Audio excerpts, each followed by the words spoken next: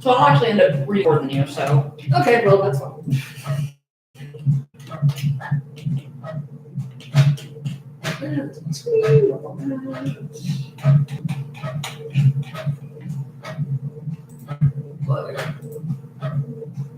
I will also move perhaps our crap out of the way.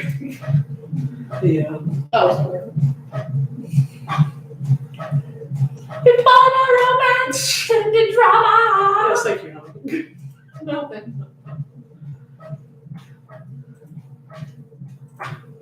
Alright, let's see where I am. I'm looking.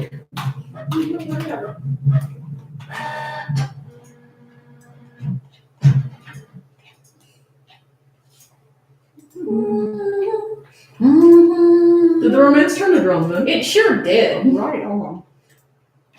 It surely did. It surely fucking did. Alright. Let's make a post. Shall we?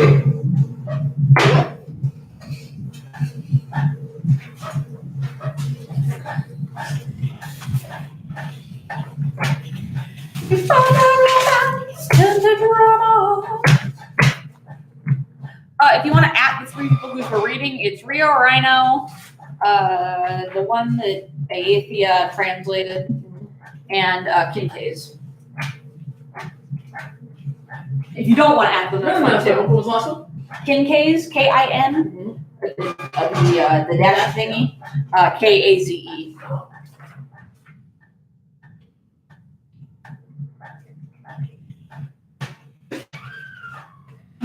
You are the height of dignity. You are bringing all the class to this event. Good lord. I wish you had that plan, Andrew. Man, I would go fucking do it. As far as I don't know. So, Yes.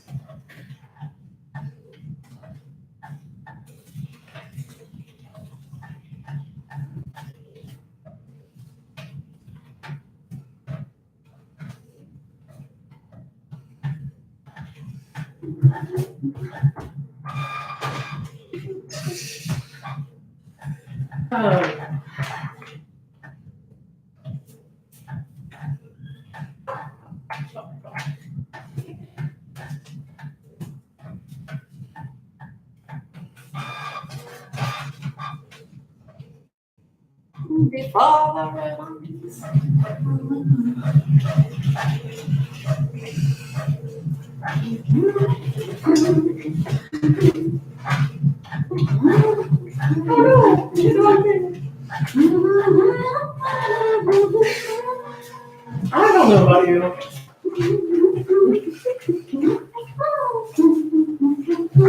How's there? Is it a good dance partner? Yes. Better than you. Oh, you sure told me. Shots fucking fired. Shots fucking fired. This room smells of coffee. I wonder what that is. What? This room smells of coffee. I wonder what that is.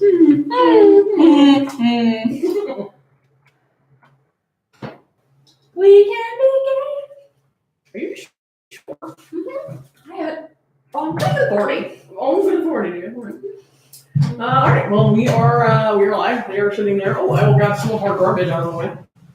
You didn't actually tag rhiorhino and kin-kaze, you know that, right? No. Just saying. Well, poo is my response to that. My response is poo. Well, you suck. I do. Thank you for. I know. I know. How's it even?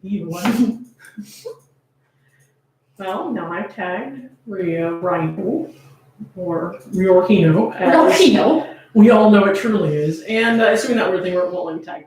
Oh, Okay, well, Kim is just gonna have to So, test it in the water. Yes, exactly.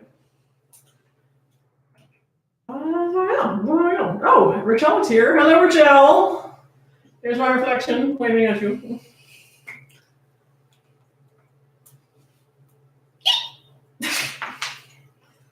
You okay, sweetheart? What? Hey, Thank you. I put our signs out for the decorative Okay, you did. Effect. effect, yes.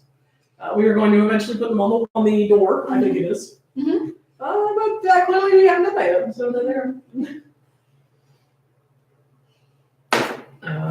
We'll give it a few minutes. If you like, Doc is going to continue to dance for your delight with a teddy bear. Doc is joining us this evening because she is unspeakably hyper, and I am the opposite of that. So we thought it would be a good, perhaps sane balance between the two of us. Oh, tangoing the bear, yes. Rochelle finds you charming. I assure you nobody else does. Oh god. Why are you here? You asked me to ask go. you, you're right. It's my own fault. If I were to do that, I would probably topple backwards out of the window. I can do this in my own living room, but I'm here with you. Oh! She's so gay. I am. You are. We can be gay. We can be gay. Oh, thank you. She says we both had a good day of live blogging. I am so tired. I need a nap. I am not tired. I noticed. I am ready. It is abundantly clear. Y'all ready for this? She has been like this literally all day. It's true. Literally all fucking my day. brain is just. Her brain is alive with ADHD pleasure. Wow! Like Ric Flair. You are not Ric Flair, it's true. I in fact now just want to swat you in feather bones. I want to. I want you to buy me a Ric Flair like I do want to buy you a Ric Flair. What? Just walk around like that. I would. All day. She says we should not live while you can do that. Did you print everything out?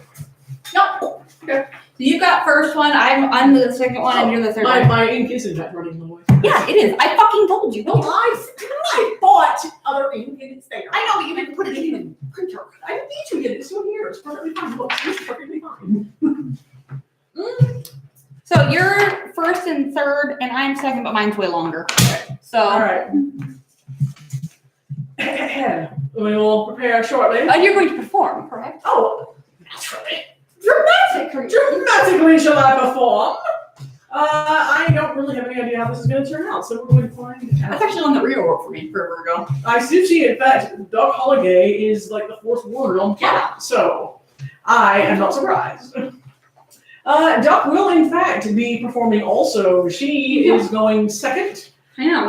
And I will, I'm about first and third. I am doing the Eurovision of fanfiction, and that it is translated from the original European. It's true. So, if it doesn't make sense.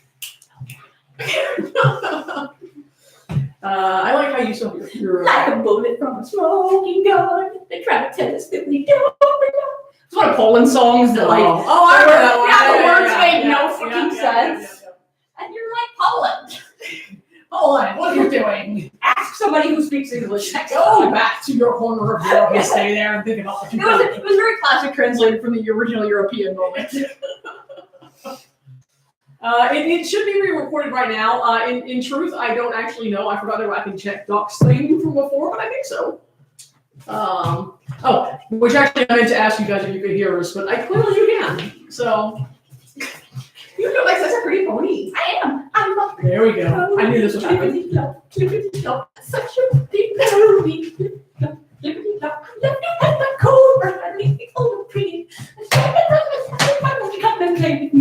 No.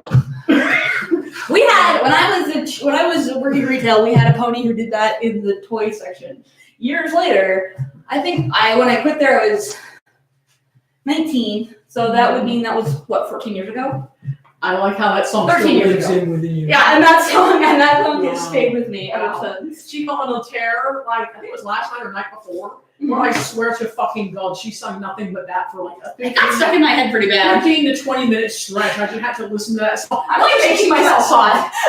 Like, what? Making myself hot. I know, it's pretty great. See, I don't worry you out. No, I'm not I want tired. Jill's. I want Jill's things. But yeah, so it was just her singing that song for like a good 15 to 20 minutes. It was terrible.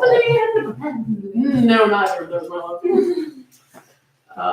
What is the picture on the right side of the window? That is the first picture that Doc drew that she's now thrown into the closet. I told you to throw that away. I know you didn't. You never told me to throw it away. Also, I would have. It's been there for like 2 fucking months. That doesn't mean I noticed it. On your side of the office, no less. So anyway, so she just threw it at the closet ghost, who apparently refreshed Tumblr while we were out. Actually just throw it away. Very distressing. No, don't throw it away, you hoe. It's mine, and I'll do what I want with it. Well, I can't argue that, I guess. And now you've folded it, so well, shit. No. Yeah, exactly. She leaves her trash here. Oh, and you can see our dolls as well, which we have to take better pictures with. But our beautiful. We have a face on our. Yes, our new moving dolls from our magical friendship road trip with detachable socks. So there we go. Are they the socks detachable? Yeah, they're in little magnet hands. Oh shit! I didn't know. Well, unfortunately, I got them like right before we were moving, so I had pretty much packed them as soon as I got them. Yeah, I know. I hadn't really. I've seen pictures of them, but I hadn't actually seen them until you unpacked them. Yeah, exactly. So it's way taller than me, true. I think they're probably about the same size. No, she's a little taller, I think. Or am I holding them wrong? You would be cool. No. Oh, I bet it's the shoes because she's wearing like.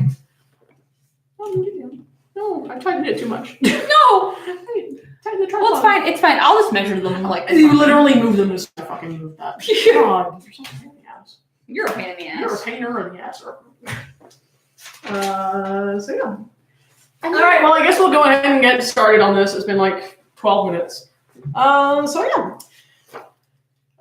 Give me 1 sec. Oh, all right. Sorry. We have very important work being done. So yeah, so I don't know what we're gonna actually wind up doing with this, but we're going to have a good time, one hopes. And if not, Ray is very marginally taller. Ray is marginally taller.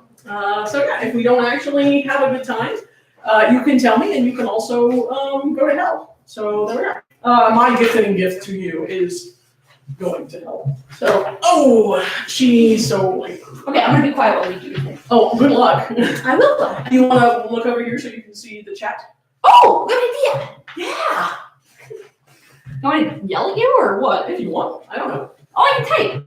Okay, cool. You also can type. But you can like yell if I am perhaps receiving criticism. Okay. In the process of this. So, our first. Hey, we need to adjust this because you're too tall. Oh, that's true. I am taller than you. You're so tall. I am mighty. You're definitely not like 2 inches taller than me. I am more than 2 inches taller than you. Are you? Yes, I am. Yes, I am. I know this because I just had to be measured. I want to tell you right now that I am probably going to leave the screen at various intervals. So this is why I'm on the tripod and I can move about to follow you if necessary. Okay. I'm probably not going to move about because I am generally not that way inclined. Watch my floors. And okay. Action. God. All right, this is our first fic of the evening. Nurse Ino to the rescue. Here's my fic for Doc Holliday's birthday bro TP contest extravaganza. It was great. What? I said it was great. Oh, okay. This is by rhiorhino, which is, of course, the correct and proper way to say the name. The prompts I tied together in this one are talismans and I won't give you. Roughly 1,740 words, and based loosely around Buck's wonderful Silverleaf series that she's doing for her Patreon. This is the prompt. Mina swoops in to take loving, tender care of Haruka in her time of fevered need. I know I don't post a lot, if any fics, so it's rough. Please be gentle. That is all we can do. Haruka, where the hell are your knives? Mina pulled open each drawer in the small kitchen, rifling through the contents with increasing vigor. Sandwich bags, Tupperware lids, and a small pack of toothpicks. Those silly chicken pot holders. Oh, I have chicken pot holders. Those silly chicken pot holders. I believe I posted about the chicken pot holders. Oh, I love them. They're very cute. I have them too. Those silly chicken pot holders Usagi had given Haruka as a welcome gift. All were on careless, loving display, but the cutlery in question was nowhere to be found. Seriously, where are all your bloody knives? She called over her shoulder. I can't chop the veggies if you don't have any. She punctuated each word with a newly opened drawer before throwing the last one closed with an exasperated flick of her hand and whirling toward the couch, her fingers stabbing the air in a move clearly, if not subconsciously, copied from Ray. And if I can't chop the carrots the normal way, I may have to resort to using a spoon. Ruka, is that your move? Are you sure this is how you want to go? Or want this to go? Also, apparently, she just kill Haruka with a spoon while chopping carrots, a feat perhaps unachievable by many, but I trust I think my mom, we're going to do this page by page. Okay, all right, very well. We will switch off page by page. Doc bringing the vigor, me bringing the sedentary. And if I can't chop the carrots the normal way, I may have to resort to delivery. Are you sure this is how you want this to go? She lowered her eyebrows into a fierce furrow, eyeing a blue checkered Afghan carelessly thrown over the edge of the couch, as if it had all the answers in the world and was choosing to withhold vital information. The only answer she got was weak groan of protest, and Haruka's wobbly hand rising above the dusky brown couch cushions like a pale flag of truce. Mina, no, not my spoons. I don't have any left after the last fiasco. There was a soft rustling sound as Haruka turned over on the couch, trying to maneuver herself into a sitting position so she could see Mina better.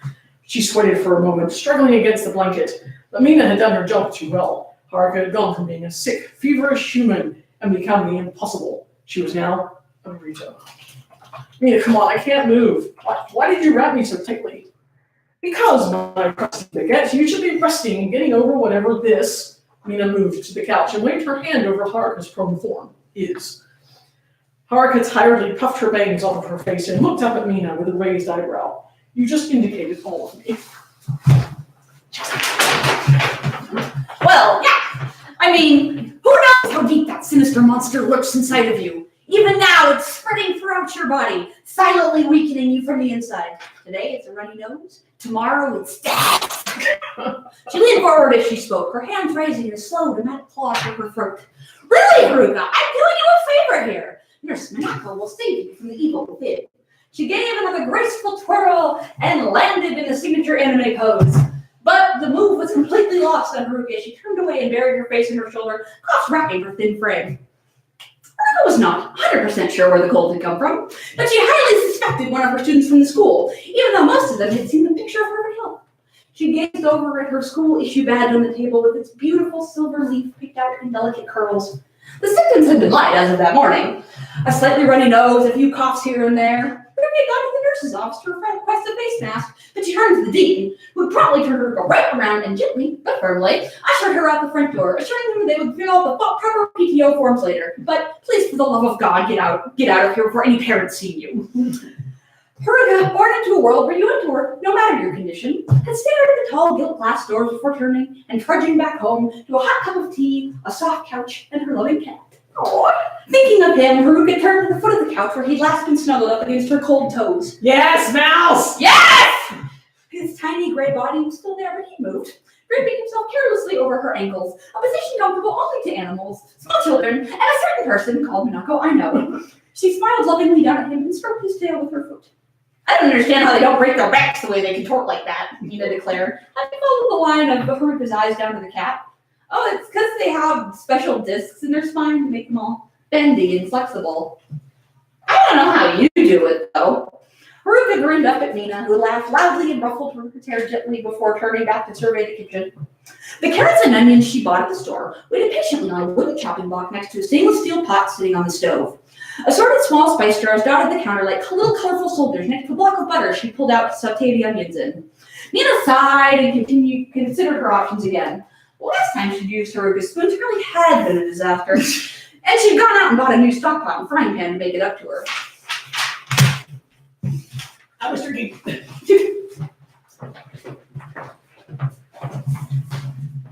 Hey, you don't have to stay if you have other stuff to do, Haruka called over the back of the couch weakly. I know you have papers to grade, buddy, I'm not going anywhere. What kind of friend would I be if I left you to the clutches of the Black Plague? Nah, I don't leave you.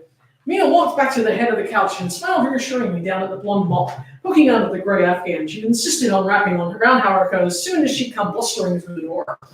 Haruka coughed again and craned her head back to give Mina a slight smile. Mina reached over and tucked the blanket more securely around Haruka. Why do you remember the times to be when I'm sick? Because I don't like you. Oh. Coming around to make sure the edges were safely pressed down into the couch itself. No fear of falling off on her watch. She smoothed one of the raised hearts down, thinking idly to herself that even they had more of an edge than the soup spoons in the drawer. Abruptly, her hand stopped as a thought caught her, and she stared at the little heart. Haruka. Hmm? The answer was a vague mumble, Haruka already drifting off to sleep on a sea of teal waves and fics. Haruka, wake up! I have a great idea! The excited younger one enthusiastically shook her shoulder and was rewarded by a groan and a bleary glare half hidden by both blanket and recalcitrant bangs. What, Mina? I was almost... The word died half-formed as Mina leaned forward and swished her cheeks between her hands. Haruka, give me your sword. There was a long silence as Haruka stared at her, wide-eyed. Come on, it'll just be for a minute. That thing is plenty sharp. The silence stretched between them as every possibility for destruction flashed through Haruka's mind. I want you to know that I read this fic like 5 or 6 times, and every time we get to that part, I still laugh. It's sharp. Thinking of her kitchen subjected to Mina's tender care, coupled with the space sword, made Haruka's brain hurt. Even with the better paycheck she was getting at this new school, there was no way she'd be able to afford to fix the damage that would cause. The strangely named scimitar with its ornate golden hilt nestled into a tattered cushion beside a beautiful mirror in the back of a curio shop she visited several years ago had seemed to call out to Haruka.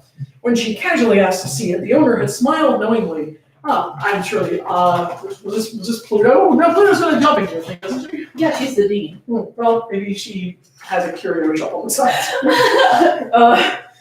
When she casually asked to see it, the owner had smiled knowingly and slid the cool hilt into her hand. It had fit perfectly, as if they were made for each other. A deep longing had filled her, and before she knew it, she was... Post the link to this fic. I can't use She your mouse. was... Oh, yeah. Taking a wrap package from the old salesman who gripped her hand tightly and peered at her with world-weary gray eyes that made her feel as if he knew her deep in her soul. Haruka hadn't known what to make of it at all as she stumbled out into the brilliant light afternoon sunlight. Mina had come out shortly behind with her own purchase, a long silver sword with a guard that had so many sharp bits poking out of it that Haruka was half afraid she'd end up hurting herself. Mina had laughed delightedly upon seeing the golden hilt protruding from Haruka's arms, and had backed her all the way home, declaring herself the one true sword master, when Haruka refused to duel her. Mina, I don't think you're supposed to use those kind of sword for cutting butter. Maybe there's a drawer I didn't. Or maybe they're at your place. You borrow my stuff all the time. Hey, now, don't blame this on... Oh, wait, shit. I do live 2 doors down. I guess I'll just go grab one of mine. But if that cat in 309 mauls me, you better rate me a great eulogy. Mina poked Haruka gently in the shoulder before moving off to rinse her hands. Feel free to extol the virtues of my magnificent ass. Oh, and speaking of swords, bury me with mine. I'd hate to go to the next life unarmed. Mina, you'll be fine. Probably. Haruka raised her voice to be heard over the faucet, wincing when it wraps in her throat. Besides, if you die, who's going to see the fireworks with me at the festival in a couple weeks? Mina walked over, wiping her hands on a dish towel featuring several small, adorable things parading across a faded green field as she considered the conundrum. Oh, take a break for me. Show her a good time, in my honor. I'm sure she'd be very devastated by the loss of such a fine, upstanding citizen. So it's only natural that you, as my best friend, take care of her for me. Mina waved the towel in the air with a flourish before tossing it onto the coffee table. Anyway, I'll be back in a bit, String Bean. You just take a nap and let Nurse Minako take care of you. Haruka nodded drowsily and waved as Mina slipped out the door before burrowing down to the soft, warm confines of her cocoon. As she drifted off to sleep, she wondered vaguely if Michiru liked festivals, and resolved to bring it up the next time she bumped into her. Oh, Timmy. It was, I think, the little bow at the end that made it all quiet. It's true. Did you post a link? I did. Okay. I did so good. I was about to say, I can't use your mouse. I think we got other people who sent things in, too. I don't remember that being at 21. I've read it since it was at 21. Oh, okay, well, I spent a great deal of time reading these. It's true. You read them after I was like, I can't deal with this! Which was an approximation, but perhaps not entirely together. I will start the next one. Okay, marvelous. Because I know the tragic anime backstory of the next one. Oh, okay, very well. So this one is the Eurovision of fanfics, as it was translated from the original European. The original was written in Russian, and Iatheia is how I'm choosing to say her name. Translated it for us with permission of the author. Damn. So, if anything sounds like it was not quite originally English, shocker, it was not. So, run with us on this. We're going to have a great time. This one is kind of a long one. Also, I think the print is bigger. But Jenny will post the link to it. I will, as soon as I know what the title of it is, so I know what I'm looking at. I think I put Iatheia next to it. Oh, no, look at that fucking email I sent you about the ones we were going to do. Oh, that makes more sense. Yes, they're actually in fucking order. Oh. Jettison Q. I know. I do all that work for nothing. I know. Nobody suffers like I do. Yeah, I know. Why do you hate Jews? Well, I just hate one Jew. What is the title, actually? I don't know. I definitely did not type it on this. Disguises Or the femme fatale. In order for the plan to work, it was necessary to transform. Haruka rolled on the outside and swore with passion. Her leg became trapped in the sheets after tossing and turning, and Tenno spent some time trying to free herself from the cotton trap. Indifferent stars shone through the window, and they didn't care at all about a person who was unable to fall asleep, thinking about saving the world once more, and her partner. Because without her partner, making plans about cleansing the world of evil aliens was difficult. To be more precise, a single alien, which, as it were, made captive of the brains of their operations. Ruka had stuck her head under the pillow and imprinted the ladder as close to the bed as she could, because she knew that she was a noticeable person. Moreover, the enemy had seen her in her human form. Moreover, well, there was a lot to add. Ruka became the only possible decision, to hide everything about her looks that attracted attention or made her stand in the crowd. She needed to become the same as all, just one as many, invisible, a regular woman. Who would expect anything amiss from a girl passing by? Ha! Not a single soul! Although, a pity that she, Ruka, was a bit too old for a lollipop, or an ice cream, or some of the things the younger kids are so fond of. Otherwise, the problem would have been an elementary solution. Clever. But unfortunately, at her age, that might have somewhat less innocent impressions. That is why she needed to do something to resemble every single one of the women of her age. That is to say, put on a dress, as a minimum. Tenno made a face under the pillow. A wayward feather immediately reached her nose, tickling the nostrils of the Senshi, weary of battle planning. Ruka tried to sneeze, but the air between the sheet and the pillow ran out at the same time as her patience. Pillow thrown into one corner, Haruka into another, and the blanket was thrown into the floor of the nearby lamp, gently covering it in its soft embrace. Swearing passionately once more, Tenno decided to stop trying to sleep before the fight. The problem in front of her was agonizingly difficult, but Haruka Tenno would not have been a senshi if she wasn't afraid of the difficulties.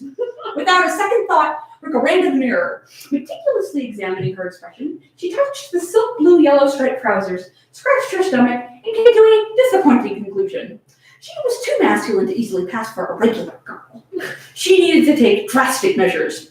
Coming up with this epic-making decision, Haruka rushed to Matura's wardrobe as quickly as she ran to the mirror before. Oh no! Rushing away! Oh no! Stop!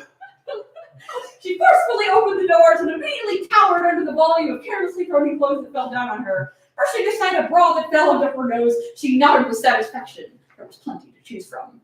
Michiru! I will save you! Oh, good lord. Holy crap. The dress. Browsing through a number of colorful pieces, Haruka chose one for its gentle shade that reminded her of Michiru's hair. The decision was also swayed by the fact that her partner once called it dimensionless? Yes, but very feminine. To her merit, Michiru looked at it like an angel.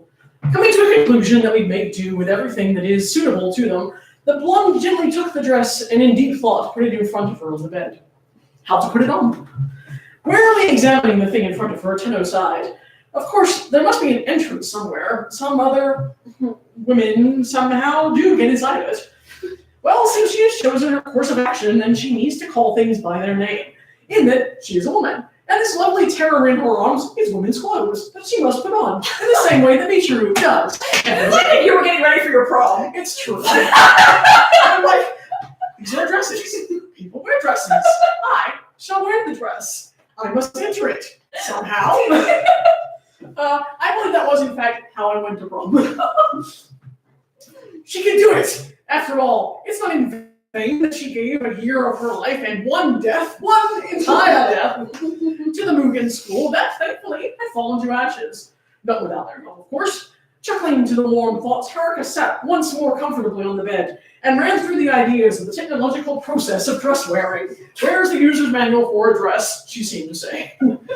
So, how does Michiru look in this dress? In this specific one? Shooing away the thoughts, like lovely beyond words. The blonde mentally imagined the given article of clothing and Michiru inside. Yes, very logical. Legs are on the bottom, and the head is sticking out of the sea of ruffles, or rumples. Such ridiculous words. Shaking her head, Haruka stretched the dress on the bed covers, deciding on the entrances and on the exits. Entrances and exits. Entrances. She once again shook her head. She couldn't concentrate. Tenno angrily narrowed her eyes and painfully strained her brains, using fingers to help. Her temples snapped. If you think about it, taking it all off is a matter of seconds. Tried a million times without a single miss. And right now is just the opposite of that process. After all, she was dressed as a child. Haruka chuckled, remembering how they tried to forcefully stuff her into a dress. And she would cry, struggle, spreading out her arms and legs as wide as she could, catastrophically not fitting inside the garment. Her mother, thinking ahead, recruited her grandfather to hold her arms, her father to hold her legs, her grandmother to cover the kid's mouth in order not to learn new words, while the mother herself would dress her daughter. It takes a fucking village, is what she's saying. But after they saw what would be left of the dress after the walk of the obstinate child along the city streets and alleyways, they didn't bother her with any such moments any longer. Savoring the memory, Haruka felt renewed strength. Let's get started. In a couple of minutes, Ruben got a chance to understand and remember a couple of things. Firstly, in addition to the word ruffles, there's also such a thing as frills. Both of these terms she put in the list of the most terrible terms in the world. Secondly, these terms had very similar meaning and the looks of things they describe. And thirdly, none of this was explained to her where this dreadful piece of cloth that is confined on both sides by these two definitions has a beginning and an end. Let's try this empirically, decided Haruka, shoving her legs into the end tube that she, after some hesitation, thought to be the upper one. Okay, let's try it from the other side. After the fourth time, she could more or less evenly spread the dress on her torso, and after some time, she managed to also free her hands. The dress quite closely hugged her from all sides, but especially where her back uncontrollably expanded upwards like a perfect trapezium. Sighing with relief, Haruka fell on the bed and spent a couple of minutes coming to her senses. Her head and legs seemed to come out of the appropriate spots. The mirror was a reflection of a familiar arrangement of all the pieces of the stand cloth, and she's alive! Good work, everyone! The next thought made her see why I get this? Yes, this is amazing. The next thought made her jump once again. A dress is not a sufficient reason to consider herself to be feminine. She also needs other details, such as hair and makeup. If it wasn't blatantly stealing on this idea, I would do this all over this. And manicure and pedicure. And the heels. After all, Ruka has fallen down, forgetting even the simplest words that make life less difficult. The hair. Decisively rejecting the idea of a wig, Ruka decided to use what was available to her. After all, the shorter it is, the easier it is to style, right? A bottle of hairspray has already seamlessly disappeared into her hair, but the blonde strands refused to really frame Ruka's gentle face that currently deformed in a grimace, as she was trying to juggle simultaneously a regular brush, a round brush, papillotes, curlers, a curling iron, and a multi-picture hair dryer that suddenly blew away all the attempts to make sense of her hair. Michiru, how did you get captured by this demon? It was painful to touch her burnt head. Her ears were stuck from powerful steams of the spray, but little use came of it. Or, even less, throwing away. Everything from her hair that was stuffed there earlier, she leaned her forehead against the mirror, searching for some compassion from her reflection. The reflection also looked upset, out of solidarity, and even for a quick second shed a powerless tear. How could I lose my henshin rod? Of course it would be feasible to ask Usagi and the others for help, but Haruka could vividly imagine how a story would look of a demon for whom all their attacks were no more powerful than tickling. Immediately, all the bobby pins, hairpins, tweezers, and other styling items thrown around the room all seemed simple and harmless. Opening a new hairspray bottle, Haruka grimaced at her reflection, then replied with the same. Inspired by this, Tenno, tragically sighing, sent another jet with a fruity aroma onto her hair. After the spray had dried, things have gotten pretty simple. Recently, soft curls have gotten a consistency of steel, and Haruka was familiar with metalwork like no other. After all, she was around the cars all her life. Hair will not stand in her way. She forced the bits of her hair to stick down with tongs, burned the ends away with curling iron, clawed at the surface, and made a few bits stick out on top for an illusion of artisticness. Inside, the hairdo remained a sticky mess as the rest of the hair, which allowed the blonde shell to keep the desired form. Doubly convenient. The hair is pretty, and you don't need a helmet. Nodding with satisfaction, Haruka started with another stage of her transformation. Makeup. I'm sorry, I will never write a fanfic better than this one. It's true, none of the shell. Haruka has known about the existence of such thing as makeup for a long time. Careful, or you'll ruin the makeup, was something that Michiru always explained if Haruka had made even just a few steps in her direction after she was done putting it on. In the past, the blonde thought that all of these many hours spent in front of the mirror and smearing everything that was in front of her onto the face was just a method to annoy Haruka. Now, after seeing all the tubes, Tenno tried to stop a nervous tick in her left eye, and painfully regretted that she didn't pay more attention to her partner, who was more proficient in the feminine perversions. It does in fact say feminine perversions. I love it. A mountain of various bottles, jars, flasks, and God knows what else reminded her of either a collection of a style of young chemist or a strategic stock of a witch. As Haruka has known, all this was referred to as makeup, and that was meant to be applied onto the face in order to become like a fairy tale beauty. Haruka didn't really believe it all that much. Michiru was the same during the day with the makeup on, and during the night without any, like a tree in the forest. Except maybe fluffier, and because of it, more prickly. Don't smudge here, don't touch there. Here, be careful and not disturb the eyeliner. What sort of eyeliner? Unclear. This is you. I know it is me. Smearing everything that she could reach of increasingly brighter shades, Ruka felt herself to be a trained monkey who could only politely copy someone else, namely Michiru. Well, at least that's some progress. As she figured out with experience, the commercials that promised that lipstick could be used as both eyeshadow and blush have all lied. Although, perhaps she used the wrong lipstick, or that this one went bad, which was also possible, because it was impossible to get it off. No matter how much Haruka tried to wash it off with soap, carefully reaching under a sharp edge of her bangs, her eyelids were still covered with gray blue splotches. Oh no! Nor could she scrub it away with her fingers. Deciding it was good enough, Haruka has continued her decorative cosmetic experience. From modern through avant-garde to the classics! When her face stopped reminding her of war paint and started to resemble something that Haruka was used to seeing by other women, the one beautifully thought herself to be a hero. No, a heroine. Examining the results in the mirror, Haruka couldn't help but admit that her looks are, gently put, unusual. But who said that she would necessarily have to be her own type? It is very well possible that someone else would like that. For all her forms, or lack thereof, do have a certain degree of attractiveness. Maybe. Haruka has waved herself in the mirror, and the weird creature in front of her has copied her gesture. She shuddered. This is her? Well, she'll get used to it. This is all to save Michiru! Remember it! Coming to her senses a little bit, she returned back to the mirror and flirtatiously knocked on her hair. Oh, her nails! Manicure. With the hair and the dress, it was all fairly obvious. Dress was needed to put on, hair was needed to be slit. But how can you do your nails if you don't have them? Haruka pursed lips, looking at the tips of her fingers. The edges were carefully trimmed. This is the only thing she allowed herself as far as their decoration was concerned. Decoration, okay. Biting her nails was not the best thing in life, as they scratch everything, especially when you definitely do not want it. Moreover, it is the height of decadence to have nails that stick out from the fingers. Nails, as it is known, do not lead to anything good. And they are most likely not very comfortable, but they might be convenient for scratching yourself. Or maybe you can scratch your skin off. How horrid! Utterly terrifying herself, Haruka looked at her nails and saddened. She couldn't do without them. A pity. A sudden thought led her into action before she could properly process what it was. Ending up in a different room, she found herself looking through some of Materia's things, and the latter touched rarely, calling it all the stuff of an adorable airhead. When Haruka finally realized what it was that she remembered to search for, she firmly grasped a bag of something intolerably purple.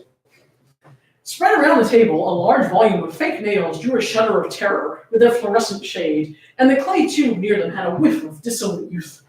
To put it plainly, Haruka was having the yips. She couldn't even imagine that this submerging into her femininity could be so deep. Somehow, the aspect of gluing herself to something so useless as the fake nails had finally demonstrated the full extent of the mockery that she was subjecting herself. She closed her eyes and threw back her head. Michiru, this is all for you. You hear? What should I do to her in return after I rescue her? The pleasant thoughts. The deed was getting done. Perhaps wash the floor everywhere, including the garage, by hand, without getting onto her knees, and I'd be walking around checking up everything. Nail after nail was put into place, starting with the right hand. Haruka first exhausted the full range of her swear words and the dreams of making Michiru get back to her. And when she started on the left hand, ran out of steam. The pincers of her hand were no longer suitable for grabbing. It's basically like, amazing. With glue, scotch tape, and sometimes her teeth, she was fixing up the fake feminine pride that stood in the second place after her hair. After an hour, she had set before her eyes the claws of Freddy Krueger that had happened to visit a Barbie salon. I love the story. I know! It wouldn't hurt to drink in the summer, but even the willpower of Uranus would not be sufficient for that, let alone a poor human heart of Haruka. Figuring that she has seen worse, she decided to leave her hands alone and looked upon her feet. Pedicure. There was nothing else left to glue on. Haruka had excused the full arrangement of plastic. The only thing left was to paint them. At least her toenails should have been trimmed a while ago, but now this will be quite convenient. Tenno once again looked through everything that was in Michiru's table, but she couldn't find a matching shade of polish. Not being an expert in this, Haruka did nonetheless know some rules of feminine beauty. First, never put on makeup before doing the hair. It will run, as Michiru would put it. Second, the nail color must be the same unless you are not alternating fingers or creating a gradient. No comment. That's what it says here, literally no comment. That was not my aside. Haruka knew what gradient was, but wasn't quite sure how it applied to the nails, and alternating them was also weird. That's why the shade of purple that she had on her hands should be on her feet also. But where to find it? In despair once again, she looked through the stuff of an adorable airhead, but there was nothing appropriate even there. Finally, freeing away a lamp covered with the blanket, and then using it to illuminate dark corners, she found a very dusty bag from one of the tables. As Haruka could remember, it was a gift to Michiru from Minako on a birthday. Michiru gave an adoring smile, but hid the present somewhere far away. Coughing, the blonde opened up what she found. A miracle! An assortment of nail polishes suitable for the most imaginative tastes of a party maniac. Right now, Haruka was interested only in one bottle of a luminescent purple color. Exactly what she wanted. Now sat on the floor, stretching her legs and trying to spread her toes as wide as she could, painting her toes with a tiny brush as though a handyman were painting a wall on her feet that were far away from her. Well, I'm an athlete, and I can get into any pose, under any angle, and I have perfect eyesight. But how do other people do it? Remembering the third rule of freeze after the nail polish, Haruka has leaned back, pushing against the floor with her hands and tapping with her glued nails some nervous melody. This may be an only minute of rest that she had while she was preparing to save Michiru. If Michiru didn't force me to leave, then the one who would be captured would be me. This would be bad. After all, I have more opportunities to save her than she would me. And I will save her. I just need to follow the plan. The mission, one might say. The mission! The next thing, according to the plan, were the sandals. Oh no. Convinced that the polish would no longer be scrubbed off, Haruka froze near the entryway, opening the doors of the shoe cabinet. Definitely sandals? The boots would be comfier. No, sandals. The most feminine ones she could find to suit her today. Not a single aspect should make her stand out in the crowd. She would bear fruit. Shoes. Haruka has taken Michiru's shoes as a personal affront. Putting in front of her shoes with 5-inch heels and a multitude of bright, narrow straps, Haruka lowered herself on the floor in shock and then just looked at them. At least with the dress, she could figure out where there might be some edges, but here, it was not at all clear where exactly she should put in her foot. The leather lace seemed to firmly block an access to the shoe under any angle. Maybe baby boots? No, we will keep carrying on. Levon pulled on her hair, trying to remember for the 9th time this day how Michiru has done it. The memory simply returned simply and effortlessly. And her eyes firmly convinced her that you wouldn't be able to do it. Sighing, Haruka took the left shoe. Rotating it in her arm, she pulled her leg closer to herself and froze for a second, hearing a crack near her armpit. Stupid dress! The split seam on the side didn't lower the convictions of the human incarnation of the wind senshi. Quite the opposite. Sudden freedom of movement allowed her to get her foot closer and start to decide which of the straps it should be put into in order to turn the shoe from decorative table item to a practical for walking on the streets. After some time using the scientific method, which I firmly believe happened, she had an hypothesis, she had theory. Haruka managed to identify a clasp that was masquerading as a flower, and after more time, how to open it with her purple tweezers instead of her hands. The next couple of minutes were spent in order to figure out how to fill the freed up space. With the price of the tangled nails and the polish that did end up scratched in places, despite the evil resistance of the other opponent, and with a few very strong words, Haruka managed to place her foot in such a way that the sole was on the bottom, and all the straps on the top. Haruka said was very proud of herself, moving her toes. Her toes formed an inch of an avant-garde, while her heel formed half an inch of I can't fucking speak French, Jesus, what? Arrière-garde, I guess. What the fuck did I think? I don't know, dude. Where? There. God, yeah. Oh, all right, well, that That is a real French word. It's not commonly used in English. I know, avant-garde. The last phrase of her transformation was complete. The only thing that remained was to stand up on her own, even more elongated legs, and to check if all this was suitable for movement. Suspecting a ruse, Tenno first stood on her knees, and only then put her foot on the carpet with the heel down. The sole was standing surprisingly firmly, and as she safeguarded herself with a hand on the floor,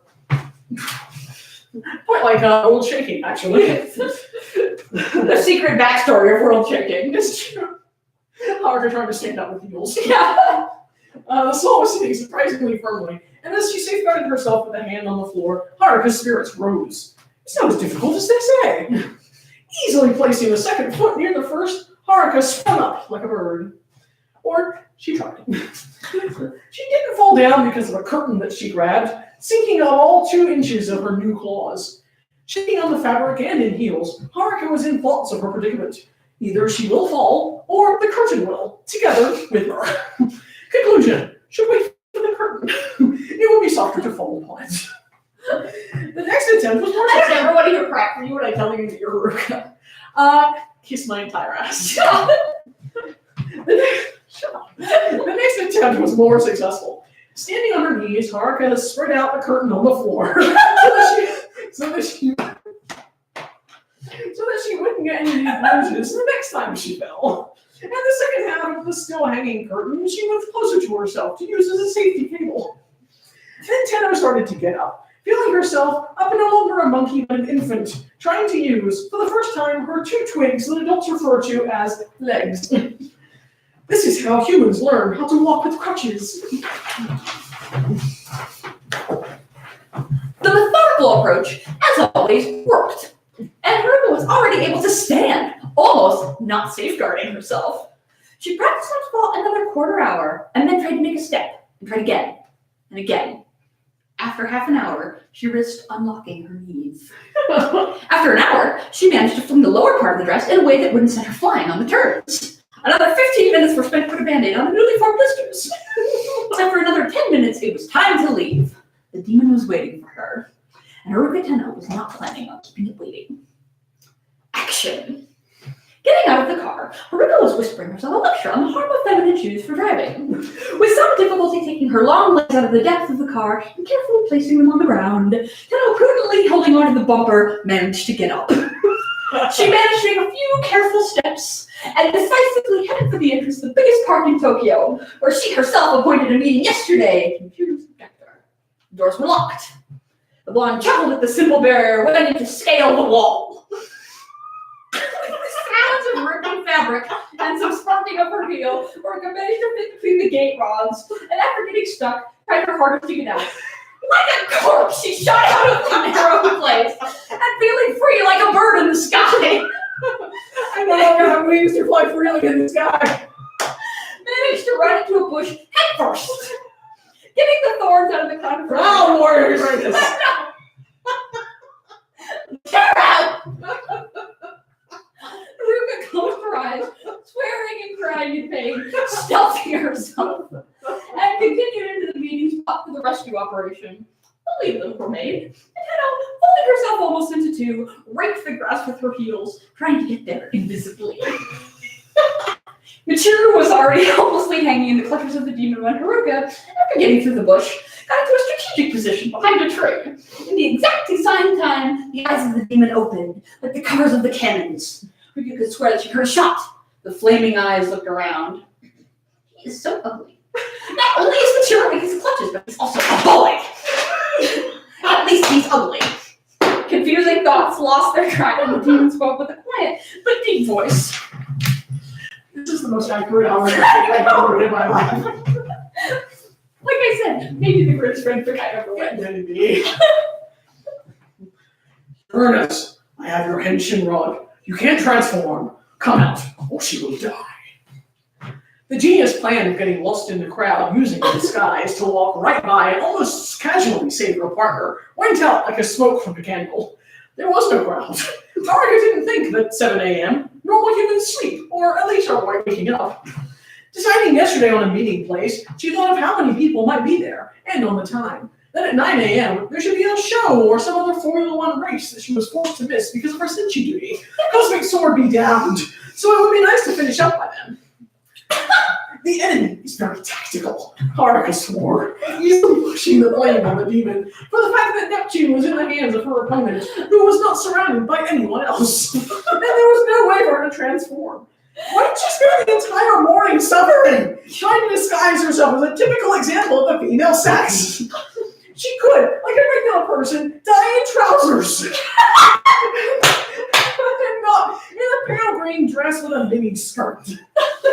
What would be put on her tombstone? She died but didn't fall in her heels?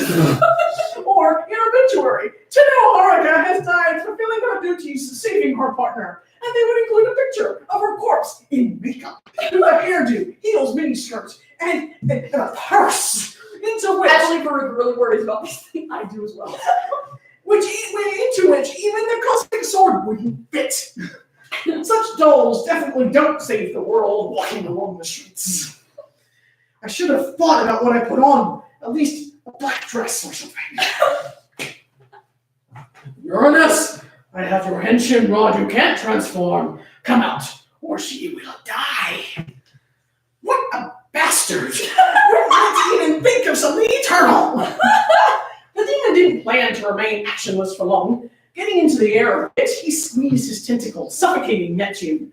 She came to her senses under such an ungentle treatment, and barely opening her eyes, immediately bit into the light holding her. It was further from her neck and closer to her teeth. The demon made a dissatisfied noise and tightened his grip.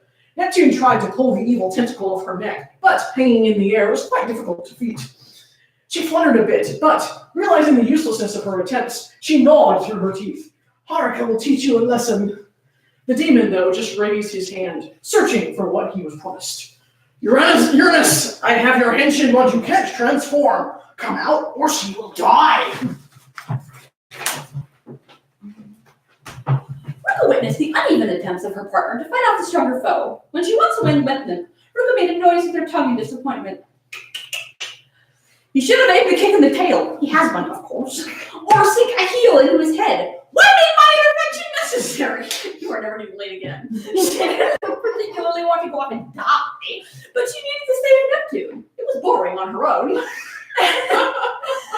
And planning wasn't something she's excelled in.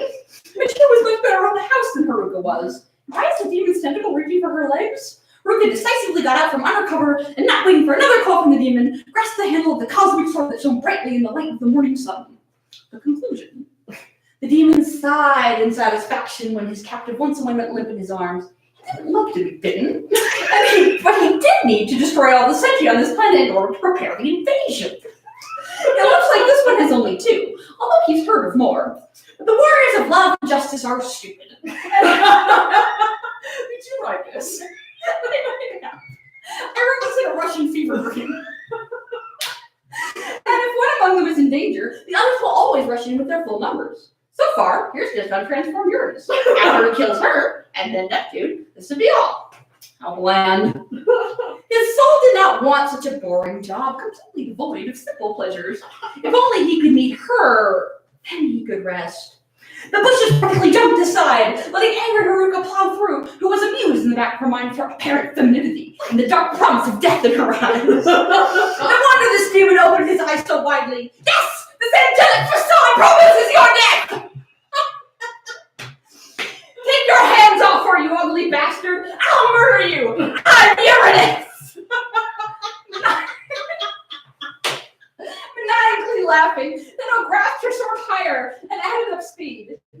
The demon slowly released his tentacles on Neptune's body. I heard Mike laughing all over the bathroom. As she slid down, painfully falling to the ground. Coming to senses from the fall, she spent some time tracking the transparent butterflies and fishies that circled around her head, but they were too fast. Deciding to put this matter off until later, Neptune looked around and swallowed in terror. There was something that was running toward her, and it screamed with Haruka's voice, as if full swearing at times, Uranus or murder, or something, and just sobbing, and hitting it harder than on, and just sobbing. It was crazy. And hollering. Neptune immediately took a defensive stand, lying on the ground, and passed out. The demon's face split open. He breathed deeply, afraid to believe what was happening. His happiness was running toward him, demolishing the ground with her hooves. Her body was surrounded by a romantic halo of the salad-colored straps, and her colorful face with black blotches near eyes and sharp eyelashes was the face of one he dreamed about for so long. The razor-like purple claws clutched tightly around the shining sword that was pulsing with power, and the feet that couldn't fit inside the shoes scraped the ground with the toenails of the same color. The concrete blonde locks on her head were pointed every which way, embellished with leaves, branches, and colorful thorns, and the bared teeth were surrounded by the bloody red lips that demanded submission. Smiling blissfully, the demon has fallen onto his knees. I have found you, my beautiful mistress. Haruka has frozen mid-reach, barely not falling at the feet of her insane foe. Under the beaming gaze, the blonde automatically straightened her poor dress and hid her sword. I'm really pretty, right?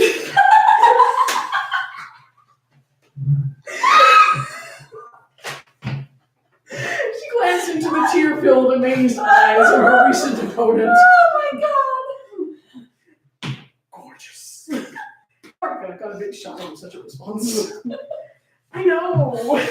And although it's not really my style, I don't normally dress like this. A special occasion, you know. The demon just nodded in response, beaming. Perhaps just once, but he was allowed to witness perfection. And now, he could never abandon the one who showed it to him, even for a moment. Oh, Haruka stopped being shy. It's not right to melt from the compliments of any old demon. My partner is over there, Sailor Neptune.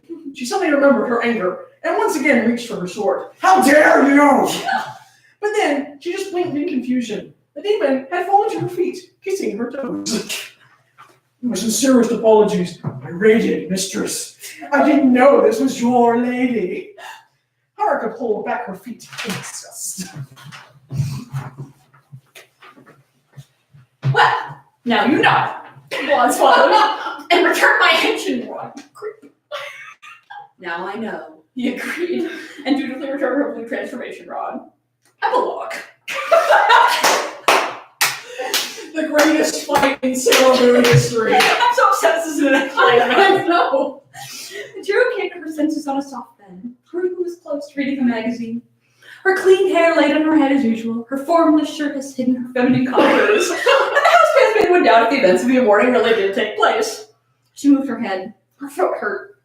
Maybe someone did try to suffocate her. Well, that's good. That means that today something did happen after all. Haruka, the latter looked away from the magazine. You killed all the demons? All? There was only one. Dano brushed away the details and announced the main news. Our team has won! The race was amazing! You back in time for a race, super hard. Sure. Doubtfully nodded either the first statement or the second. Haruka, though, once again started reading the magazine. What do you think of this car? It looks awesome, but it's red. Yellow, after all, would be more interesting. You already have plenty of yellow ones. Get a green one. You know, I thought that something terrifying was running towards me. Well, Demi's not pretty. He's not that bad. Green, the red wheel with fur inserts. Exactly like Demi's face. Who is Demi? What are you talking about? Majiro indignantly threw away her blanket in order to get up. But before making a single step, the door of the room was open, and on the threshold there was her insolent abductor, an unbeatable foe from yesterday's fight, and an apron with the tray. The water for the lady, mistress. Majiro gave a nervous cough and got back into bed. If she would lose consciousness again, it's better to do that on a soft surface. Getting out of the bed, Haruka walked along the hall. The quieted Majiro has once again slept, gaining strength. Demi zealously took up cleaning the house, which was no longer at risk of being piled up with garbage. But now Majiro could spend more time in front of the mirror, and maybe this time Haruka would pay better attention.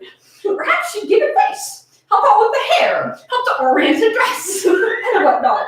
As she walked, she stepped in front of the mirror, looked around, made sure that no one else was around, and conspiratorially blinked her reflection. Smiling, she carried on. Perhaps I'll never again do something quite like it, but it was nice to know that even for a little bit, my femininity was to die for. That was mad. I told you that was fucking amazing. That was amazing. You were not wrong. I can only hope everyone enjoyed that as much as I did. Compose yourself. Yes.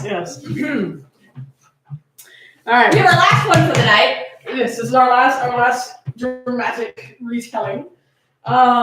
This is by kin-kaze. Kin-kaze. Kin-kaze. Well, actually, I don't know. Kaze is how one pronounces it in Japanese, and that is what I assume. Oh, okay. But who knows? I, of course, am a shitheel American. Yes, she is a shitheel piece of crap, Western rural trash bag. Yeah. And so it's kin-kaze, which also sounds fine, and maybe you're right, I don't know. Yeah. So yes, this is... Or maybe it's kin-kaze. Maybe it is kin-kaze. Who's kin-kaze? This one. You're kin-kaze. I am kin-kaze. Anyway, so this is 'Twas the Night, if you wish to post the link. Oh, you can't use my mouse. You will do it when I will do it when I come come over a moment. Okay. 'Twas the night. It was a desperate sound, the most tragic words ever spoken in the thick of an evening. The plaintive cry of a child could be heard throughout the building. It does say plaintive. Yeah, I know. I'm laughing because I know it's coming. Oh, okay. Remember, I read all of these. Oh, you did, you're right. Yeah. The plaintive cry of the child could be heard throughout the building. Curtains flickered, the windows shivered, the Christmas tree lights stuttered.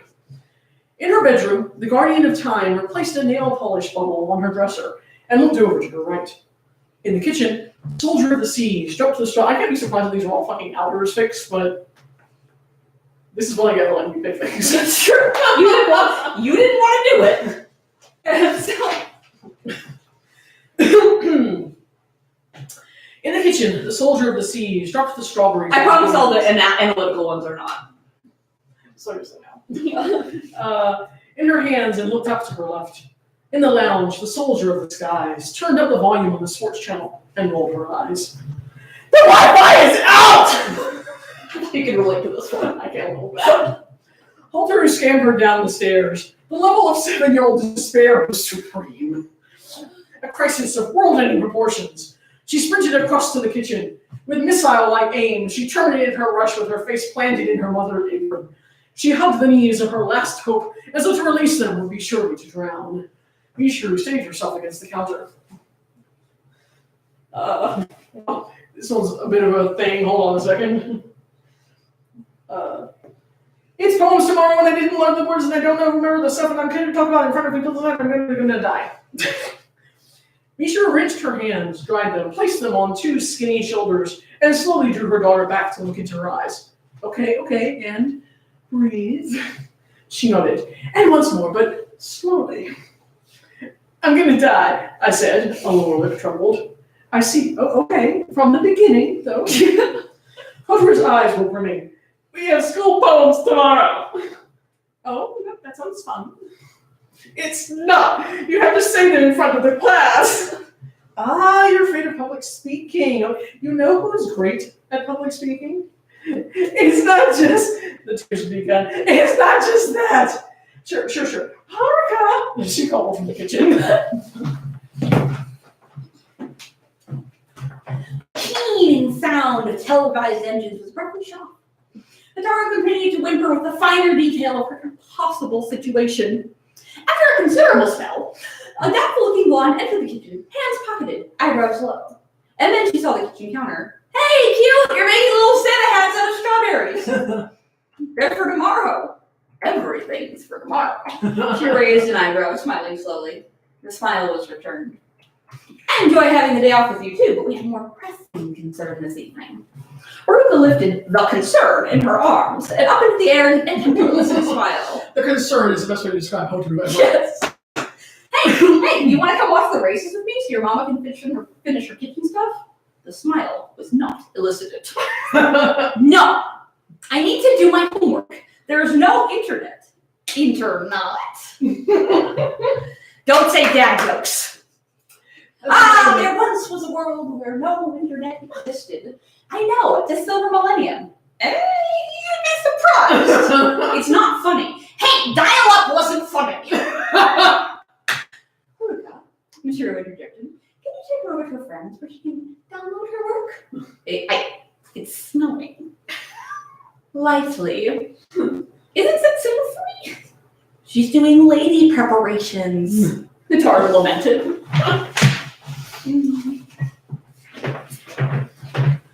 Such hairy legs, better not interrupt. Okay, since I don't suffer that affliction, I will save you. What's this download? The poem that starts with The Night Before Christmas? The two thankfully exited the kitchen. That one? I know enough by heart. We don't need the internet. We're gonna go to the lounge. You can do a practice recital afterwards. Sound good? Maybe. A more muted sound of race cars resumed from the lounge. In time, it was overlaid by occasional exclamations and bursts of laughter. Satsuna picked up her nail polish in magenta red, Magdalena red. Wow, magenta red. I totally made that word.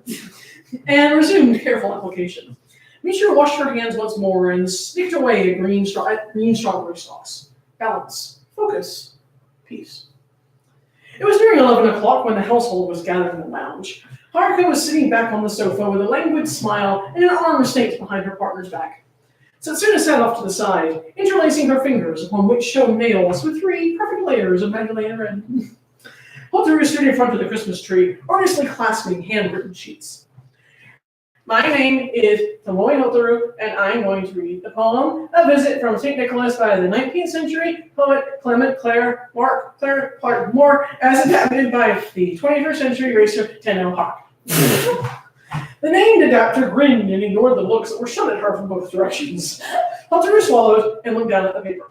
It was the night before Christmas, when all through the mansion, no music was playing, not even a cantion. No one had hung up their socks anyway, because this is Japan and it's not washing day. Satsuna's expression darkened. That was part of the poem. Satsuna's expression darkened. Michiru stiffened. Haruka nodded encouragingly. The children were nestled, all snug in their beds. While biscuits and sugar plums danced in their heads, and Mama in her negligee and I in my onesie had both gone to sleep and were missing the Grand Prix. When out on the lawn there arose such a clatter, I sprang from the bed to see what was the matter. Away to the window I flew like a flash and saw a tanuki eating a trash. Doesn't even make sense. It's weird.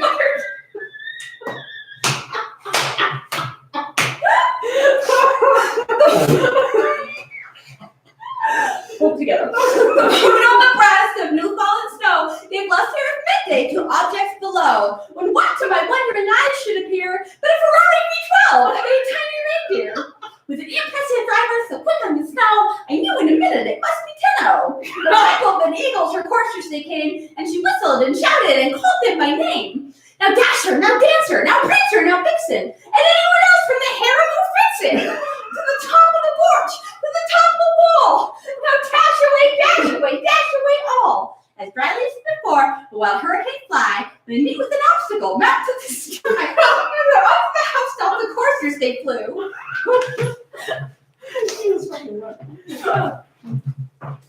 With a carload of toys to suit adults, too.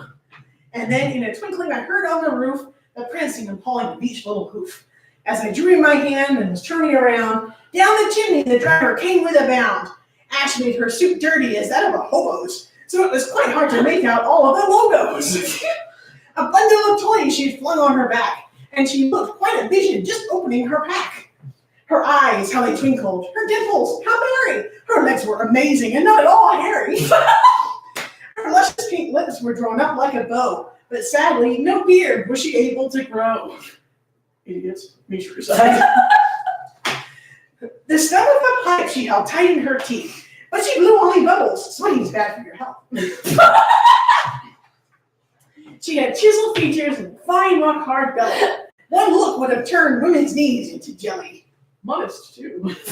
She was a good bit.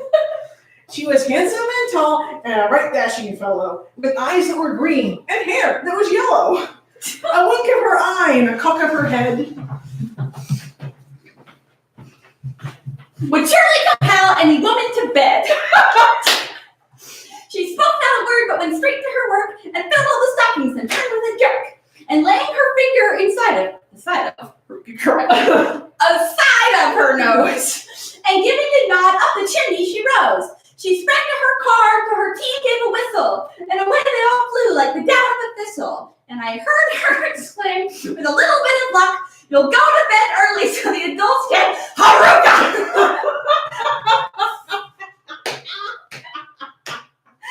Sleep! That's our own finish. Don't you like it, Michiru, Mama? I know the last bit doesn't. It's postmodern. Clapping. Impassioned delivery. Bravo! You think it needs a different ending? I think I need a drink. About her massaging her right temple. Oh, why? Her left up. It was lovely. She gathered her daughter in her lap and kissed her forehead. Very clever. So clever that I think you can have the day off school tomorrow. I don't need to say my poem. I'll write a note to your teachers. How about we take a trip down to see the lights, okay? Yay! All of us? Everyone? Yes, Tiny Tim. The girl smiled. The lab is closed tomorrow anyhow.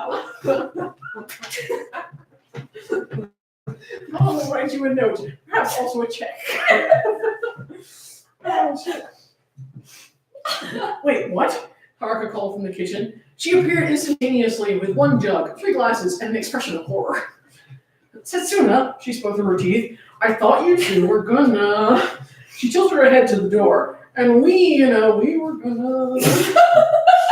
Oh, now I'm lost for words, Shakespeare. The glasses were placed on the coffee table. Her daughter looked up from her position on Michiru's lap with a puppy-like expression.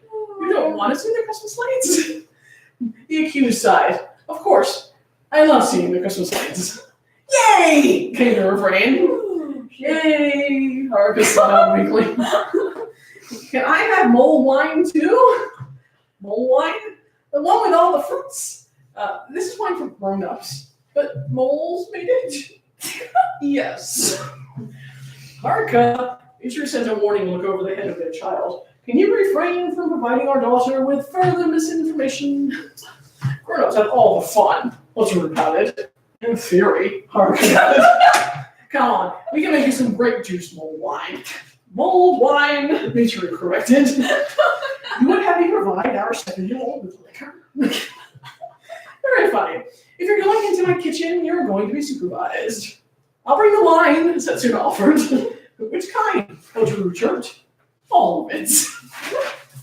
Oh, truly a beautiful story. Truly the most beautiful. And I want you to know that in no way can you accuse me of bias. It was clearly a Happy August family story. That clearly was a Happy August family story, and well worth it, I feel. I was about to say, you started off accusing me, but I think you can figure out. I can a little tiny bit, and it was quite glorious. So the adults can see.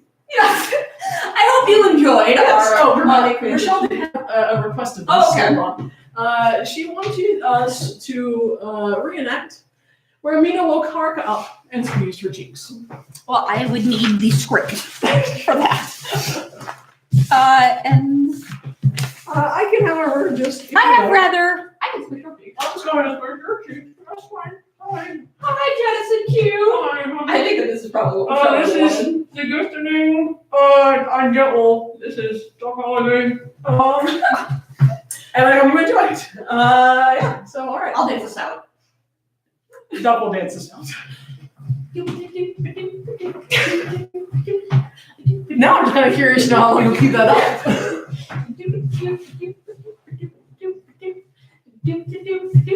I'm the way you sleep and sleep pretty hard. I make your schedule and plan your meals. Wait, I want to see how the song goes. All right. I don't know what we're doing tomorrow. Hold on. Hold on. Wow, you're super together, Jimmy. Shut the fuck up.